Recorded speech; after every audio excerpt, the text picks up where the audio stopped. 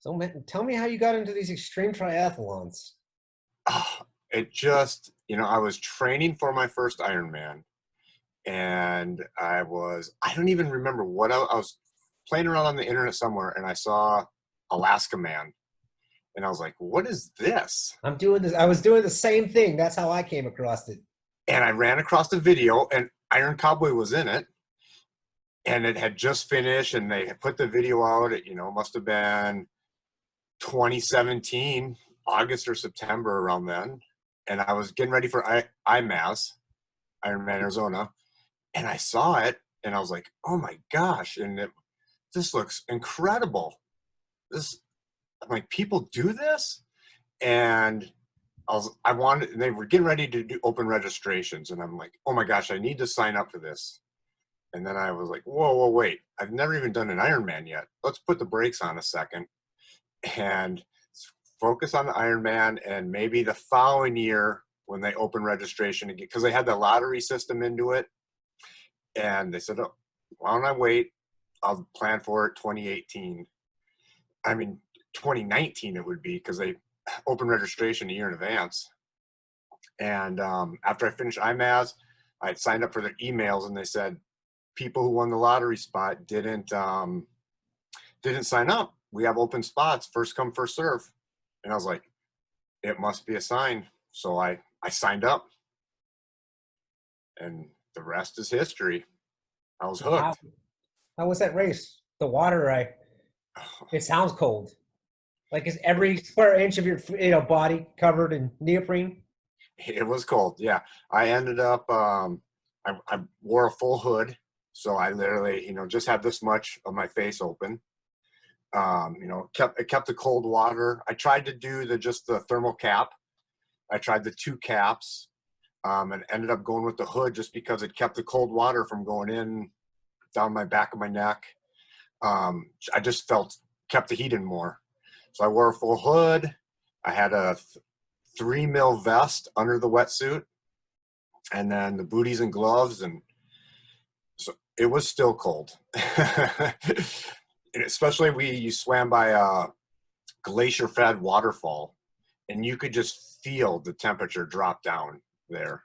I've had that happen in the mountains at a half Ironman called Lake Logan, where it's a mountain-fed stream, and then you have to swim in it the last 150 yards. Just drops about 10 degrees. Right? It's amazing how much It takes your breath away. yeah, you would think, oh, it's just so spread out, everything's gonna, no, it's just right there in that spot, and you hit it, and you're like, whoa, somebody threw some ice chunks in here. Now, how was that bike course? It didn't look like you're climbing a mountain. It wasn't that bad. No, the bike course wasn't bad. The roads, it was a beautiful summer day in Alaska. So the roads are packed with motorhomes. That was the only kind of scary thing about it. The shoulders weren't too big, but the climbing, gosh, I think it was under 5,000 feet. So it wasn't bad. But when you dropped down the backside, it was really windy for like 20 miles. But other than that, the bike wasn't bad at all. Now that run, it sounds remote. The fact that you have to bring somebody with you at the last 10 miles. Yeah. Who was your person? A friend of mine, CrossFit guy. He was my Sherpa for the whole thing, and also then my runner. And yeah, the last 10 miles were the Alieski ski resort.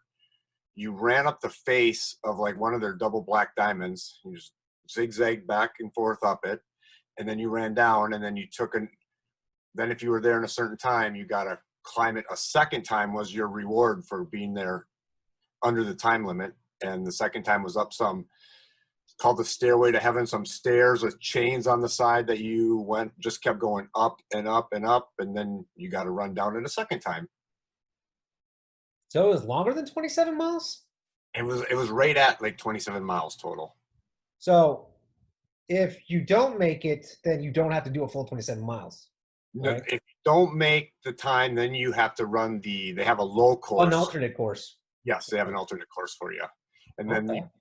you get different color finisher shirts. Now, what does this cost, man? What was the money go? Like, I know how much a flight to Alaska costs for one person, and I can't imagine you're going to be there. What, 6 days minimum? I think we flew in like Tuesday, and then we flew back out the Sunday after the race. So it wasn't. So it was, I mean, hotels were pretty normal, like going to a regular Ironman hotel. Couple $100 a night, and then it's close. The entry's cheaper. The entry's like half the price of an Ironman entry. So, but then you got all your little more for luggage because you're bringing more since you're self-supported. So you're bringing all your water bottles, you're bringing all your nutrition. I And imagine you need a larger rental car, oh yeah, yes, probably get yeah, an SUV. yeah, a big van. Because after T2, they have to take your bike. So unless they're going to break it down, you're trying to just put it in the back. Your Sherpa's trying to put it in the back of a vehicle. They don't have a T2 where your bike gets to sit for the whole race. So it be in between the time where you start the run course and you pick up your Sherpa with 10 miles left. What are they doing? Where'd they park the car? You don't have to go back up the stairway to having to go get it, do you? No, no. So they had a staging area right where the race ended. That's where your T2 was at the finish line. So when I got done there, he had all my stuff ready for me to change over. I took off running. He cleaned up the area. He put the bike in the rental car, got his stuff ready, got some more stuff for me ready for when I came in. So I once you hit the mountain, you had to have certain requirements in your pack to go up on the mountain. The Bear spray, bear bell, extra clothing in case a storm came. In the mountains, they come in quick, so you had to have a warm, like a jacket and flashlight, headlamp, all that kind of stuff. So you didn't have to have that in the beginning of the first part. So he had my pack ready for me. He had to have his pack all ready we had to get inspected before we went up onto the mountain. So he was just getting all that stuff ready and probably taking a little nap since he'd been up since 3 a.m. with me Yeah, getting I was ready. gonna say, what did he do while you were on the bike? Because it's Alaska. I imagine there's not much cell reception. Well, he was he's my He's your support. moto man, yeah. Yeah, he's my support. So I took off and he waited a certain amount of time and then he would just leapfrog me. He would drive by real slow, roll down the window. You doing okay? Yep. He would go maybe 5 or 10 minutes up the road, park on the side, be on the side of the road in case I needed anything, give me a thumbs up. We had pre-planned stops where he was going to have nutrition there for me. So we could just do a quick I do all liquid nutrition. So just a quick handoff of water bottles and keep going. And then, like I said, he just leapfrogged the whole way, checking on me, making sure I was okay, in case I had a flat or something, God forbid something bad happened. He was within a few miles of me at all times. So when you did the run, did you prepare for like it being a trail race, like trail shoes, hydration vest, stuff like that? Oh yes. Yep. Did a lot of practicing with that. Wore the stuff on all my runs, put in extra so it would be heavier. Did a lot of stair stepper at the gym, just that constant climbing up because I knew it was just so vertical. Just did a lot. That was my main stuff doing. Yeah, because it's not really a run. It's you No, get through it. you're hiking. Yeah, Mhm. hiking. How long did it take you to finish? Oh, that was my first. That was my second long distance ever. I want to say I was around 15 hours. Okay.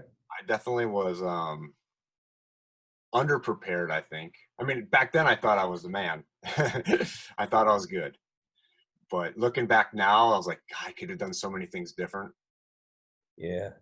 How long did it take to warm up before you got on the bike after you got out of the water? um, luckily he was there. He had when I was swimming, he went back to the hotel, got me made up some hot chicken noodle soup, had that in a thermos. So as soon as I got out, we stripped the stuff off me, as we were running up to T1, and I had a towel around me. I wasn't too bad. I got that thermos with that chicken noodle soup in it and drank some of that and just warmed me up inside and got undressed quick, got some warm clothes on and everything. And I was good to go. I think my transition was 7 or 8 minutes total. So it went pretty good. What was the weather like that day? Good? Oh, so it started off kind of cloudy, little misty. Then when we got to peak of the mountain there, the sun came out and they had like record temperature day. It was like high 80s, low 90s, just too hot actually. It was like one of their hottest days they had in a long time, and it was, yeah, the run was extremely hot. Luckily we got on the mountain, I was just overheating, and luckily there was still snow on it, so took snow, packed it down my back, put it in my hat, just used it to cool me down because it was so warm out. Okay. So what'd you do to kill the time? Like, other than the race, what'd you do? We got there and gosh, we just mainly did race stuff, really. We Mm. checked out the course. We were going to take some tours of some stuff, and it just never worked out. Just drove around, looked at the scenery. I regret now that we didn't stay longer. Like I said, the race finished and we flew out the race finished 11 o'clock midnight Saturday night. I think we had a 7 o'clock flight on Sunday. What airline did you take? Alaskan. Okay. They fly out of Atlanta to Seattle and then up to different places in Alaska. So I can catch a connecting flight. Yeah, they're a good airline. Plus, they don't charge for your bikes, so they Yeah. did. Yeah. Oh man, I slipped my mind what I was going to ask.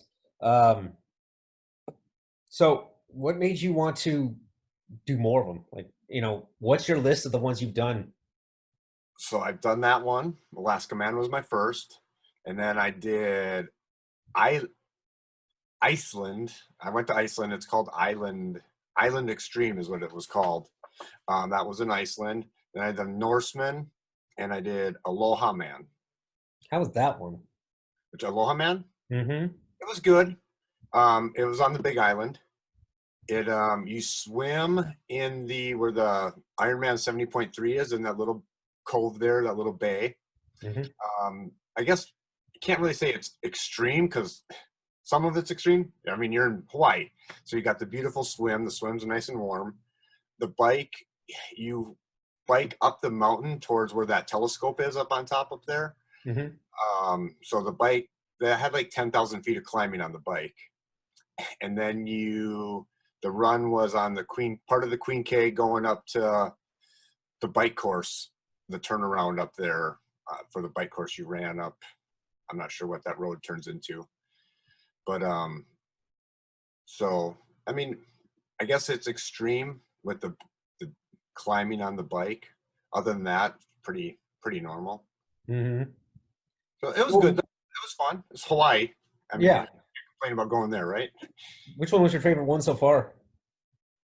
Norseman Aloha Man, I finished second. So I got to say, I'm really happy with that one.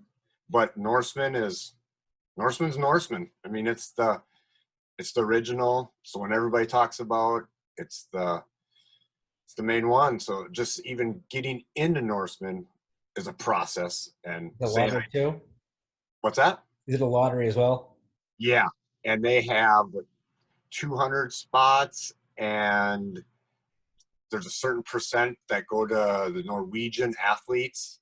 They have 4,000 to 5,000 people enter it every year. So there's people that have tried for 8, 9 years straight and still haven't gotten a chance to race Norseman. It's where all the extreme triathletes, everybody wants to do Norseman. Everybody enters it. You got in pretty easy. I won a spot at Alaska Man. Oh, nice. Yes. Yeah. Yeah. So at the awards, Alaska Man was part of the Xtreme for 1 year. Xtreme runs mainly the European races. Mm-hmm. And they were with them, and so they were giving away spots. And at the award ceremony, first place male, first place female both got a spot, and then they had some more spots, and they just said, we're gonna call out bib numbers, and called off like 5, and nobody said anything. I don't know if they just didn't want to go race Norseman or were scared.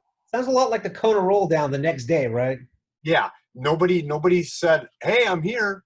And I mean, everybody was there for the banquet the next day, and nobody jumped up. And then all of a sudden they called my number, and I was like, I looked at my buddy and I'm like, did they just say my number? And he's like, yeah. I'm like, yeah, I'm here. He's like, do you want to go to Norseman? And I'm like, yeah, of course. And that's how I got in. Nice. So what's on your horizon? Which ones do you want to do in the future? Well, like I said, I got the Guardsman August 1st, which is Iron Cowboys race. That's up in Utah. I'm going to Montenegro in September to race Black Lake Xtreme. That's still going on. According to them, they're 100% COVID free. First country in Europe that's COVID free, and their race director said that race is on. So everything's booked, waiting to go there. And then I was supposed to go to Nepal in November to race the Himalayan X-Tri. Yeah, that sounds extreme.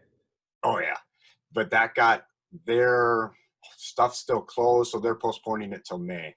Yeah, it's in the Himalayan mountains. I think the bike has either 16 or 18,000 feet of climbing just on the bike alone. Oh God, I couldn't take a tri bike on that. No, they recommend no tri bike. Is that how it is for all your all the extreme races? No tri bikes? Oh no, most of them are all tri bikes. Okay. Yeah. I'll have to find the biggest cassette I can get. Right? Yeah. Yeah, so that one should be good. I guess the road conditions are kind of bad too. They recommend 28s at least on your road bike also. I grew up in Ohio. I know what a crater looks like. Yeah. So how many of these can you do in a year? I mean, let's exclude money for a second. How much can your body take in a year? Last year I did 3, and that's probably. How far did you space them? Well, let's see. I did Iceland end of July, and 7 days later I went and raced Norseman. I flew so those are a week apart, and then the next one Aloha Man wasn't until December. So I would say space it out a little more than a week. A few months is probably good, but the opportunity for that came up, and I had a friend that was supposed to do it also. He had gotten into Norseman, and he's like, we might never get this chance again. Healthy, things are good, can financially do it. What kind of stories would we be able to say that we flew to Iceland and raced, hopped on a plane and flew to Norway and raced the biggest X-Tri there is at Norseman, and so we did it. I did it. So is your goal to do all the X-Tris that are out there? I just keep trying. I go for extremes. So I just try to find the craziest, most punishing race. So there's some that I kind of look at, not that they're bad races, but I look at their elevation and then I'm like, oh, nah, that seems too easy. Let's see where I can really punish myself. I was looking at Canada Man last month. I'm like, I didn't realize it was kind of that hilly, but yeah. And I think this is Ebrun Man. You ever hear that one? No. It's in the French Alps. Okay. But I was looking at that. I saw somebody on Twitter who had it underneath their, their little profile. I'm like, never heard of that. So I just kind of played around on the website. Everything you have to translate. Right. Mm-hmm. Yeah. That makes it half the fun of some of the races is figuring out the logistical stuff of it. That's what I was going to ask. Like, what would be the best way to prepare to to get all your shit together to go over there, you know, what airlines to fly, not to fly, any advice for that? Or, It's kind of trial and error on it, I honestly, and seeing what the other people kind of do. I mean, me, I end up taking two huge suitcases that are both at almost 50 pounds. They're at like 49.8, just so I won't get charged the overweight fee. Mhm.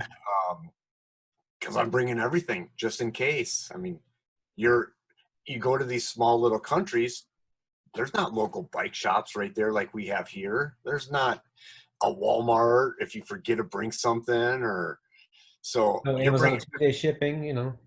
Yeah, yeah, nothing gets there quick in some of these remote places. So you're packing I'm bringing extra tubes, extra tires, extras of everything. Well, how many bags did you have? I mean, you still have to, you have your race gear, but you also have to have something else to wear other than that too, right? Yeah, yeah. You're like I said, I'm bringing one suitcase one is literally full of my water bottles, my nutrition, my wetsuit. Well, my wetsuit I put in my bike case. I try to max my bike case out too, getting Hmm. rid of the weight. So wetsuits in there, extra towels are in there with the bike. And then, like I said, the one bag has everything extra, because you don't know what the weather's going to be like either. So you've got rain jackets, you've got gloves, you've got beanies. I mean, it's everything in there. And part of another one, and then minimal clothes just so you can keep it underweight. Yeah, get a little skeezy and just wear it all the same for like Right. 4 days. And then the hard part is their cars are so small in Europe. So you're showing up with a bike bag, two big suitcases. Then you got your Sherpa with their suitcase and their stuff. And now I bring straps in case I have to strap a luggage on top of the car. You're trying to get the biggest car you can To fit because that they bike in. get the bike. And I mean, they kind of have vans, but then you could be looking at $2,000 for a rental for a week of a van. So you would advise getting a bike box that is the most compact as possible. Yeah, for sure. I really hate taking apart a bike. Yeah, me too. I always mess something up. Yeah, that's why I always pay people to do it. But I mean, local bike stores. But what are you gonna do? Yeah, I got, I FaceTime my mechanic. My derailleur's not working. I can't get it to shift and something's wrong. And all right, put the camera on the derailleur. Let's see what you did when you put it back together. And oh yeah, he's gotten some panic calls of me not being able to figure out what's wrong with my bike. Now, what on these courses? What's the wind been like? What kind of wheels are you riding? I've got Envies, the 7.8 discs. Um, Iceland they suggested not to use them. That's what I used. And I was white knuckled for quite a bit of the race. Yeah, put on the training wheels then. it, it was strong, but luckily it was a good steady wind, not in gusts. So after I started just getting used to it, I was just literally leaned over about I was riding like this the whole time because the wind was just steady on me and I could just hold it and go. And I've had a 70.3 like that. And so it ended up not being bad. I just kept saying, keep this wind going, unless I'm going to just tip over sideways. So, what's your recovery process like when you're going to be traveling for a long time, sitting on airplanes and cramping up and stuff? What's your advice? Right before I get on, I put on the knee high compression socks. I have a Mark Pro that sends those little electrodes in to helps with healing, gets the blood flowing. Yeah, I have an H wave. The Mine is for migraine, so they gave me the medical grade one. Okay. So I hook those up to my legs in there and I wear the compression socks and I try to get up every hour and just walk around, walk to the back of the plane, stretch out. Most of them are long flights and I try to get it so it's going overnight. So most of the people are sleeping and I get up and walk around and there's nobody, before before everything happened. There was nobody in the back, and I could hang out where the stewardesses were and just stretch and kind of keep things moving. What do you do for food? I mean, when I go to a race, I can eat anything because I'm a human garbage disposal. However, it's not the most advised thing. Like, I don't get seafood unless I'm by the sea. So I don't ever eat seafood, but I wouldn't do it before a race. And when you're in another country, you don't have your usual comforts at home around you to, your go-tos. Yeah, that's definitely challenging. So I try to get the things that look closest to what we got. Go to their little stores. Obviously, fruit is, getting some bananas or apples. Um, I just try to keep it as some potatoes, some kind of meat. I just try to keep it as simple as I was eating here. I eat pretty simple and keep it the same. That way, I found out what works for me, and I'm not picky about it, so I can eat the same thing. Like during the week, my breakfast, lunch, and dinners, every breakfast is the same, every lunch is the same, every dinner is the same, every day. Yeah, I can do variants of that, or if I just don't want to go grocery shopping. But so, uh, I mean, obviously in the U.S. you speak the language, but in Iceland and Norway, I'm assuming you don't know those languages. How was there a language barrier, or could you get around? Do they know English They, well? they pretty much all know English. They've got. I mean, I would say I'm the lazy one. I don't know a second language, and they've not. They speak 2, 3 different languages, and almost everybody knows English. So it hasn't been a problem at all over there. So, what are some things that that I would forget to do or wouldn't think of? Huh, for the race itself, or for planning, or all around? I'll give all around because I'm sure there would be a lot that I can't figure out. But you know, doing this with you, I find out a lot of information that I just didn't know. Your biggest thing is finding a good Sherpa. That is key. Um, somebody that's hopefully good runner. Um, they're putting in just as much work as you. They're there helping you all day long. You trying to climb out of the water. You're freezing cold. They're there to get you help. They're stripping the wetsuit off of you.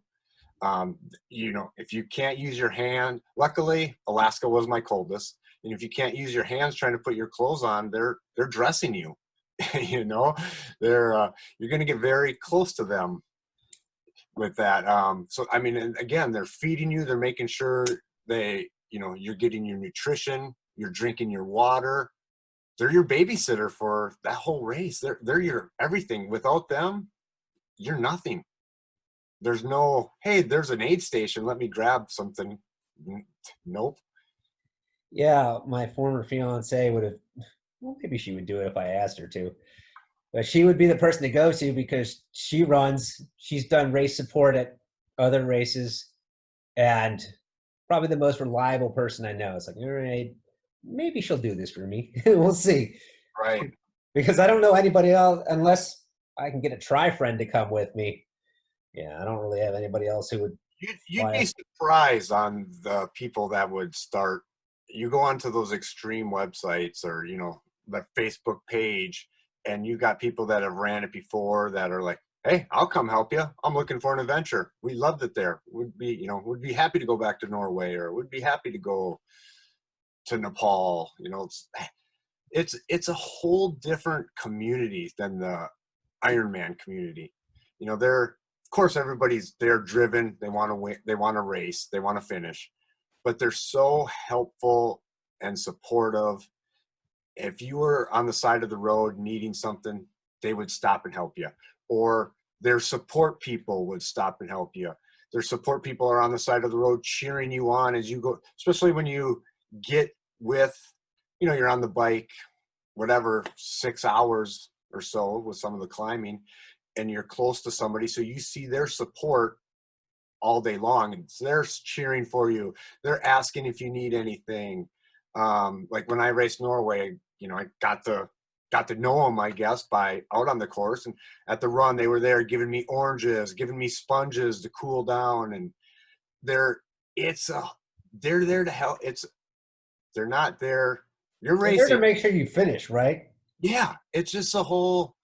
It's just that kind of like the ultra marathoners. It's just there's a whole different breed. It's just a more tight knit family. Well, Iron Man's very corporate. Right, exactly. And there, I mean, how can you with 2,000 people to 200 people? You know, this is like a grassroots, small, intimate race. It's completely. I mean, once I did it, I did my Ironman, did a couple more, but once I hit that, once I did the extreme, I'm like, these are my people. This is they're they're so friendly and nice. It's just amazing the people I've met there. So how do you, I mean, these are just Facebook groups that you get into? Yeah, yeah. Luckily, I mean, thanks to the internet and Facebook, just finding these different races and meeting these different people on there. And then, you know, like when I went to do Iceland, there was a Iceland page for the race, and met a local, and he, you know, told me, go to this grocery store, stop here, it's cheaper here. Things in Iceland are pretty expensive, and just helped out. And my daughter came with, and he's like, he set up so she could rent a bike over there and bike around Iceland. And I mean, it's like a big family. It's amazing. So tell me about your training. Do you just live in the mountains? I mean, Well, no. So I'm San Diego, which is fairly flat for most parts, but we got some good climbing around here. So I'll hit some kind of of the. warm weather. You don't really get a lot of the extremes. No, not at all. Not at all. That's been a little difficult for the swimming part, but no, I'll drive up. Like this weekend, I went up to the mountains. It was like a 3 hour drive because it was so I stayed at a place. I was at 7 to 8,000 feet, and rode around up there, ran some trails up in the ski resort area up there. But then close to home, I've got a couple routes that have like 5,000 feet of climbing just up one good hill, like 18 miles of 5,000 feet gain. So I'll do repeats on that a couple times and just up and down it and get in what I can. See, I don't have those kind of mountains. I got the Appalachians where you can ride the gaps, 3 gaps 50, 6 gaps 100, and that's roughly 10,000 feet of gain. And you know your average mountain climb is between 2 and 3,000 feet, Well, that's which good. yeah, That's I mean definitely good. it's about an hour and a half drive to go up there just to get the spot to park. But I mean, It's in, worth it. in Atlanta is all hills. I mean, so you're not getting those climbs, but like, I think the one year I was working out in Marietta, which is in the suburbs, at an industrial concrete place. And on lunch, I would go ride my bike up. You know, we have random mountain stuck here and there. I would go do hill repeats on like a 750-foot climb that was a mile long, and I do it like 3 or 4 times at lunch. Oh, nice. Yeah, it That's was all you need is stuff like that, honestly. yeah. So, uh, so you said you lives on the Stairmaster for the run. How much actual like long distance running, or what was your kind of weekly, you know, plan to get your miles? Um, Gosh, now I found some good running spots with some good some good trails close to home. Um, get 3 4,000 feet of over like 13 miles. So I'll go out there. I'll still knock in the stair stepper during the week after, get out right off the bike and just get on the stair stepper half hour or so. Well, when the gyms were open. So So you would recommend spending less time on the road and more time on the trails? yes, as it gets closer. I mean, when I'm building up, I'm getting all my speed work done. I'm sticking to mainly the roads, working in my speed work. Then as the race gets like now, I'm 7 weeks out from guardsmen. So now my runs, I've been just hitting mainly during the week, still road, speed work. Weekends are trails. How did you have, was it pretty much, a shock to the system to do the swim in such cold water since you don't have access to cold water? Yes. Yeah. Luckily I did go up before Alaska, went up to some mountains, like 5 hours away that had some lakes up on top of there, and got in their water, tested out my cold gear, swam in it for a little bit just so my body could get used to it. I started just quit taking showers with hot water, just all cold water showers, um, just so my body's used to that cold. That's that's about all I could do with being in San Diego. Alaska, man, was in July, so once it hits June, there's no wetsuit needed in the ocean, pretty much. So it's So when you did Alaska Man, was it June? It's like almost 24 hours of daylight there. Did that mess up your sleep at all? yeah, it's very weird. Yeah, we got in at 10 o'clock at night, and it looked like 4 o'clock in the afternoon. So luckily all the hotels had some big, heavy blackout drapes in them. Curtains were all, so that helped, but it still just threw you off when you looked outside. It's like, wait a second, what time is it again? Double looking at your watch, and you're like, this isn't right. It just, your whole mind just starts playing tricks on you. Like, something's wrong here. Maybe I'd need to wear an eye mask if I do it. Yeah, exactly. Yeah, it really throws things off. But Mhm. luckily, when my head hits the pillow most of the time, I'm out. So I got that. Luckily, I got that. How is I mean, they're all pretty much a ways away. How have you dealt with the jet lag from that long of a flight?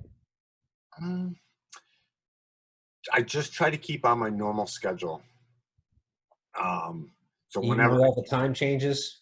Because yeah, just make my, like, we got to Iceland. It was an overnighter, and I think we got in at like 8 in the morning. And even though I was tired, don't sleep really much on the plane. Being 6'3" in those plane seats, there's not much room to kick back and relax. I just stay awake, just make myself stay awake till it's, then go to bed at like 8 and just try to get back up get on that normal sleep pattern again. do you think climbing the mountains and stuff like that on Swift would do anything for me? Yes, Or okay. yes, I did. I do all my weekday training is always on Zwift and climbing those. And then even when conditions aren't good here, you know, San Diego, I'm used to nice weather. So if it's kind of cloudy and looks like rain, a lot of times I'll stay inside. And I've got no problem sitting 4 or 5 hours on the trainer. And again, I think it's a better workout. I can keep the constant power going. Yeah, I was gonna say it's more race realistic because in a race you really don't stop pedaling unless you're going downhill. So it's as close as you're gonna get. Yeah. So you're getting so when you're going downhill on Zwift, I mean, I'm still usually pedaling. Hmm. So Well, you come to a stop if you stop pedaling. yeah. So I get a better workout in on Zwift. So I put in 90% of my rides are on the trainer, and climbing those different climbs. And I think I 100%. You could, if you weren't worried about just actual biking skills because you've been biking for so many years, you could go fully without even hitting the road. I feel, me personally, I think I could, no problem, do all my training on Zwift. Yeah, I've gotten used to Zwift over the last since I got hit by that car. I spend most of my miles in here. So That's another reason why I like Zwift. It's safe. I can get in, get the workout done, and get back. Usually, I'm driving somewhere to go ride where I feel it's safer. I hate driving somewhere to ride a bike. I never like doing that because you can't. I mean, unless you ride your road bike in the middle of Atlanta, because I did bike commuting and that's how I got hit. But like if to go do your long rides on the weekends, you know, on average, you're driving at least an hour to get to the destination where you're going to ride your bike. And so you have 2 hours of dead time in there that it's like, I can just get out of bed and hop on my trainer and get those 2 hours back. Exactly. Yep. And people were like, why don't you come, come ride with us? And I don't like to drive cars either anymore. We'll just hop on the trainer. I get that all the time. Like, you're really going on your trainer today? I'm like you just said, yeah. By the time I drive over there and drive back and put in a 3 or 4 hour ride of you guys, I can be done in half that time. Hop on the trainer 4 hours, and it's so much quicker and easier. Yeah, and I mean, other than that, you have the general convenience of home. I've got a toilet right there. I've got a fridge. Yep. I've got everything I can need that I don't have to kind of try to be self-reliant when I'm going to doing a 100-mile ride out in North Georgia. Yep. Exactly. So, and it's You're climate. not alone. I'm with you. Yeah. So what would be some good things to prepare myself for? Like, I guess running outside, would hill repeat workouts, because believe it or not, I actually live at the bottom of a mountain. It's called Mount Wilkinson. We call it Mount Vinings. But it's like maybe 150-meter climb, but like doing hill repeats on at least part of that, is that the kind of stuff I would need to do just to get the, you know, Yeah. Yeah. Doing that. It's, again, it depends on the course. Like for Norseman, the first 15 miles was completely flat. So you run in your regular race pace, and then you got to the bottom of the mountain, and the next 10 miles, 11 miles were straight up. So you kind of have to train of how your terrain looks, per se. um and each of those races are different.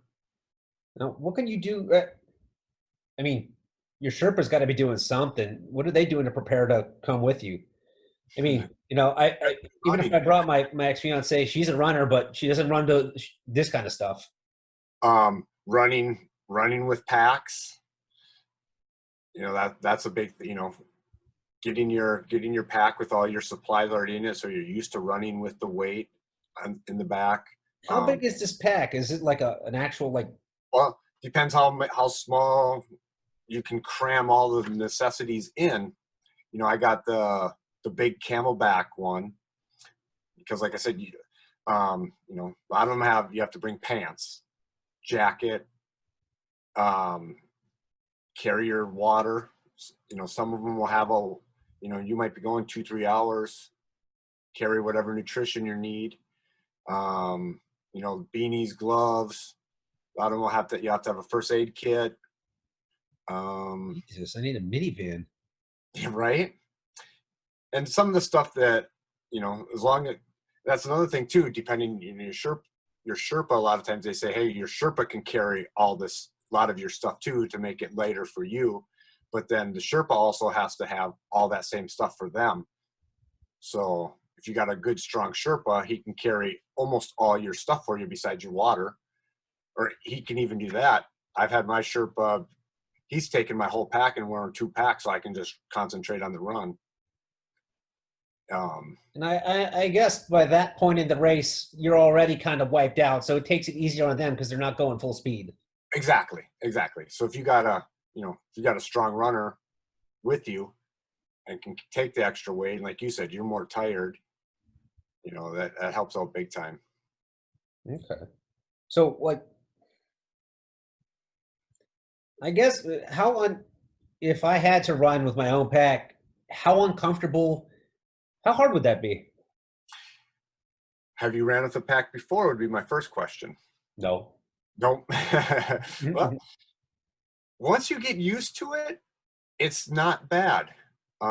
Depending. How do you keep it stable to where it's not like bouncing up and down on your shoulders as you try to trot along? So I've got 2 different packs depending on what they make us carry. One's just a regular, it can fit a light jacket in it, can fit, and that one, you just kind of get used to it bouncing. You cinch it up tight and everything, try to get it. It's just basically trial and error with it. And then my bigger one for the more extremes where we have to carry more stuff, I got it actually has a strap that goes around your waist also. So that keeps the back kind of from flopping up and down. And you can really, most of the packs have the shoulder straps and they got a couple straps over the front. And then the waist strap, you get that thing cinched down. You can't even really feel it back there. I mean, what family motto is if you can't duck it, fuck it. So, I mean, I carry a roll of duct tape on me. Yeah. But that's a man. You get used to it being back there. You don't like, I was running, like I said today, I was up in the mountains running and I took with me, what I have, 5 liters of water in my pack just in case. Cause I wanted to go out for like 4 hours, but I thought, well, I've never been up where I was running. So in case I get lost, I better bring enough for an extra hour just in case. So, and I didn't even really notice it was back there, If once I I did got strapped in. if I did that, would it be advantageous to throw like actual, iron, some weights in there if I stuck around home? Because I live in a particularly hilly area to where, I mean, just to get accustomed to the weight of it, and I'd Oh, have all my, other stuff around me. definitely. I since we talked about the stair stepper, I haven't been able to hit that lately. I got some steps at our house. There's like 15 steps going to our lower yard. So I've been just doing repeats going up and down those for half an hour straight. And I throw on a 20-pound vest, one of those 20-pound weight vests, and run with that. Or we live kind of on a hill, so I'll just hike up and down the hill at a fast hiking pace with the 20-pound vest on just to stimulate that weight back there. So my body's used to carrying the extra weight on it. How do you plan for transition? Because I imagine it's not like doing an Ironman or any other race that it's. I'm guessing it has to be rehearsed a bunch of times, and you have checklists that you go through 5 times, and I mean, It's pretty much kind of like your Ironmans, except you're not getting it ready. That's another, again, comes down to your Sherpa. They're getting everything ready for you and laying your shoes out and having everything there. Um, you have a good, again, you're going to see what the weather's like the day before. So that's going to depending how much stuff you're going to have out there. But exactly like when we raced Norseman, it was a beautiful day out. So it was just, coming into T1, taking the wetsuit and everything off and throwing a helmet on, sunglasses, throwing some sunscreen on, and I was off. And it was just like an Ironman transition. There was no extra jackets or anything needed. But then Iceland, it was rainy and cold and windy. So then it was gloves, jackets, shoe covers, leggings, I mean, all that stuff. Otherwise, it's just you can't wear a jacket over everything. How'd you feel with your, basically your below your waist being wet from the rain and everything? it just goes numb and you just get used to it. You just don't even feel it. So where did you get all the pieces for your wetsuit? I don't have one with a hood. I mean, I don't have gloves. I've got the socks. I've got a neoprene cap, but it sounds like, I don't even know where you got that extra vest that you. I mean, who'd you Amazon. use? Amazon can find anything. So yeah, Amazon, just again, talking to different people that have raced these and things that they have worn. It's just it's literally like the vest is a 3 mil neoprene vest that looks like you're going out to a fancy dinner. It's just a vest, zips up, and you wear that for the extra, keeps that extra warmth in. And then the hood was just a diving hood that it goes and just sits on your shoulders. It works great because then the wetsuit sits on top of it and holds it down. It's all just, again, that was trial and error. Like you said, I tried the cap, I tried double caps. Did you do that the day, like the day or two before the race? I tried that like a month before when I went up to the mountains, and I tried the different things and swimming with it and what I liked and what I didn't like. And Okay. So when you first, for like an Alaska man, when you first jump in, do you really feel the cold, or you just kind of, pretty much watertight? Oh, you, whatever skins of it feels like 1,000 needles in your face, just poking you until your face. Even though I put Vaseline on my face to help keep it warm, it's still, the rest of the body wasn't bad, but that putting your face in the water was unbelievable. It was like, how am I even going to do this? And then it just kind of goes numb, and you're like, okay, I can do this. Would I be able to use the same type of goggles that I do for every other try? Yep, I just use the same goggles. So what are some things that I would normally do for like an Ironman or 70.3 that I shouldn't do in one of these extreme races? Hmm, you shouldn't do. I would say they're similar. I can't think of anything that you wouldn't do necessarily. No, I can't think of anything you would not do.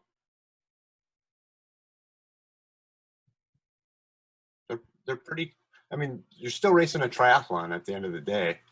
It's just, Is the better approach for the extreme races to see it as getting to the finish line rather than how fast I can go?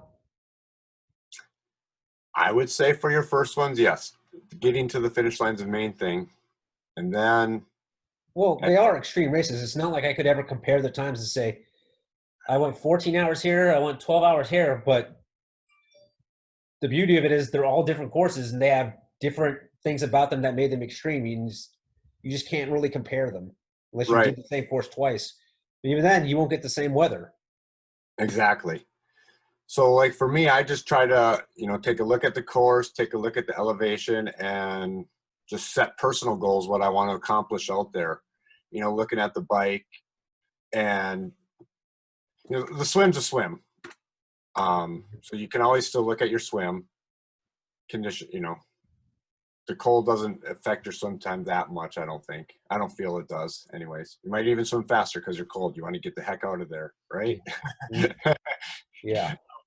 But I look at the bike, and I look at training wise how long it takes to climb, and I look at my power, and I come up with a goal that I want to meet on the bike for a time, and I do the same thing for the run to that way I can mark myself. Did I have, again, it's a race, things are going to happen, but I can look at it and, oh, here was my goal. Okay, yeah, maybe I got a flat in this, but did I meet my goals for the race?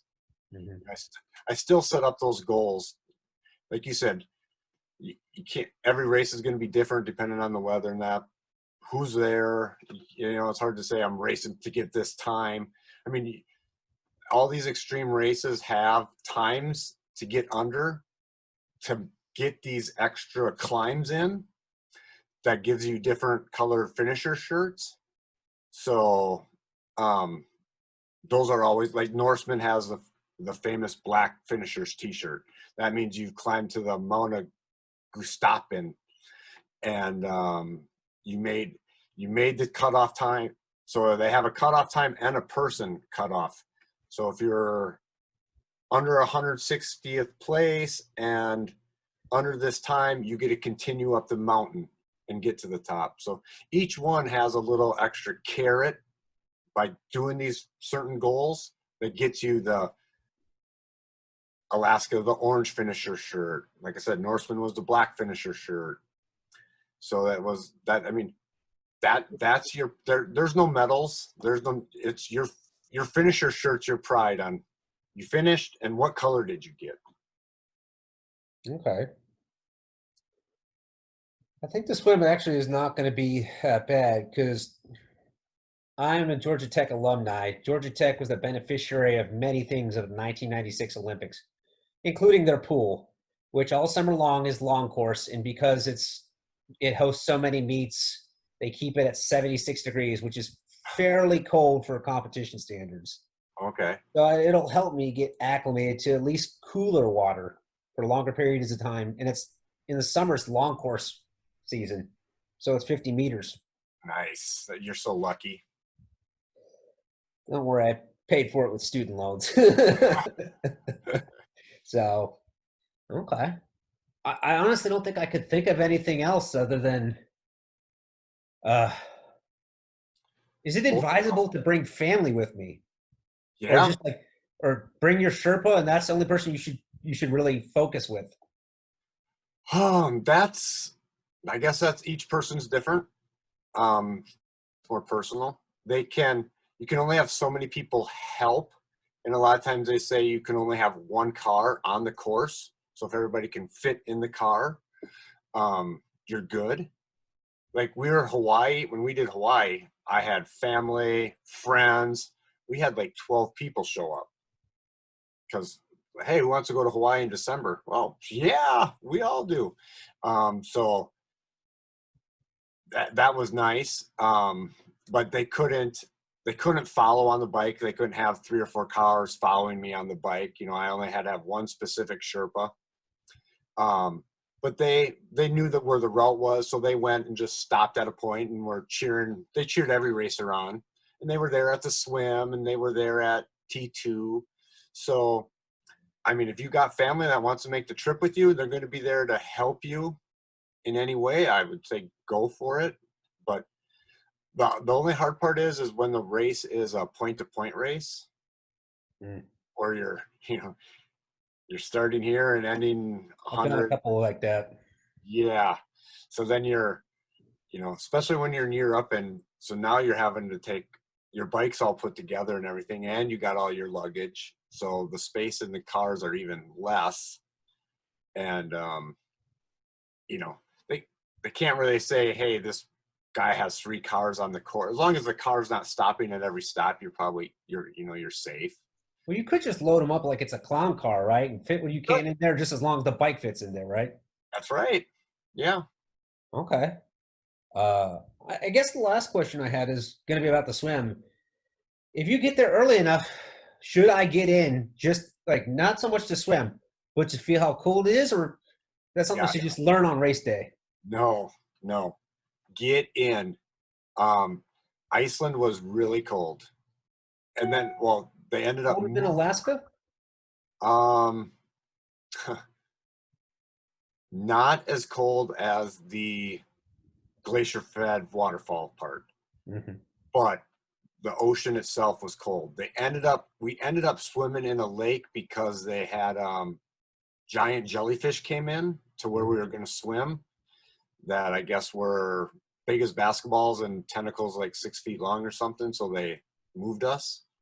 And the lake that they put us in was warmer. But we got there, I got a week prior, and my coach said, get in every single day. And the first day I literally was, again, needles jabbing me in the face, felt like I was in 15, 20 minutes, and I'm like, I got to get out of here. And I'm freezing. And then the next day was 25 or 30 minutes. Wednesday was a little longer.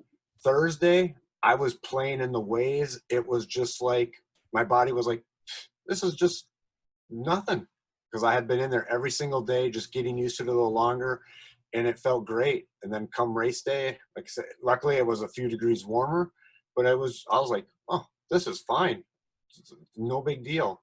Just getting that acclimation is huge. Yeah. So if you can get in before the race, I'd get in every single day and just try to go a little longer in it. And it's fun. Your body responds pretty quickly and gets used to it. Is it worth bringing those crushable hand warmers that last like 5, 10 hours or whatever with you for like run in case it gets cold? Yeah. Yeah. I bring hand warm. Yeah. There's so much different stuff you can bring. Yeah. I bring hand warmers with, again, depending, looking at kind of the average temp of wherever you're going to go do one, it kind of plays out. Okay. Well, Jason, it's Yeah, it's Alaska. When I went to do Alaska, it was a little overwhelming just because, like, oh my gosh, I need this. I should get this. I should get this. And and you're like, oh my gosh, how deep am I getting into this, spending and buying all this stuff? I mean, again, California, I shoe covers, but yeah, I should have shoe covers for cold. But once you kind of get into it and get everything, then you're sitting pretty good. So I'm going to warn you, the initial investment when you start looking at everything and you're looking But at it's the just like doing it in the triathlons when you first started. You just right, spend a whole bunch, now I'm just keep piling on gear. right, exactly. It's probably not a good idea to bring my particular family on the first one because somebody's going to be left in the wilderness. So, but yeah, I mean, okay. Well, Jason, thank you for taking time to talk to me. I mean, this is very, very helpful. Sure, everybody's gonna like it. Yeah. Well, and if you got any questions or need a Sherpa ever, got questions about a race, I you know how to might, get them. I might need a Sherpa. My brother does bodybuilding, and Danielle's not around anymore. My brother's not a very reliable person, so he would be one of the last people I want to call. So maybe you're it. I like it.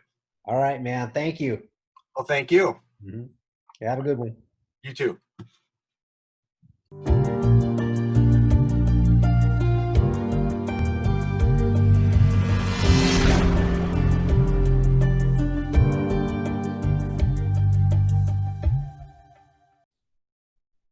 If you like that video, please hit the thumbs up at the bottom and click the bell if you want to be notified when I put new videos up. If you feel like binge watching all the episodes from this season, you can click the playlist. Or you can just watch the interview I did with Jim McMahon about our brain injuries.